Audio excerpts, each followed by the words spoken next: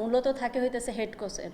Just আমাদেরকে বলে দেওয়া হয় আমাদের কি করা উচিত ওই টাইমে, যে একটা আপনার মিডিল অর্ডারে কি করব বা হইতেছে আপনার শুরুর দিকে কি করব, এটা ওনাদের প্ল্যানিং অনুযায়ী যদি করতে পারি, দেখা যেতেছে যে দুই একটা বল তো এদিক ওদিক হয়ে যায়, কিন্তু আমাদের প্ল্যানিং ছিল আমরা উইকেট ছাড়বো না। তো উইকেটে যে আমরা বল করতে পারছি শেষে গেইনার হয়েছি।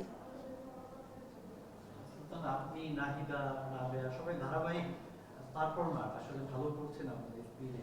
এর আগে ছিল সালমা খাতুন, তার বিকল্প হয়ে উঠেছেন এবং দুর্দান্ত বোলিং করছেন। আসলে সেই বিকল্পটা আমরা পেয়েছি মনে হয় আপনার মাধ্যমে। এটা কতটা কঠিন ছিল, মানে এসে আপনি সহজভাবে ইন্ডিয়ার সাথে সিরিজ খেলেন, উইকেট নিলেন, এটা কি ন্যাচারালি আপনি করেন কিনা সবসময়? মানে স্কিলটাকে আপনি ন্যাচারালি করেন না ন্যাশনাল টিমে এসে নিজেকে আরো তৈরি করা? না, আমি আগের থেকেই বোলিং করতেছি, কিন্তু ন্যাশনাল টিমে আমার কাজ কি? আমার বোলিং করা। তো আমি যদি ঠিক মতো আমার টিমকে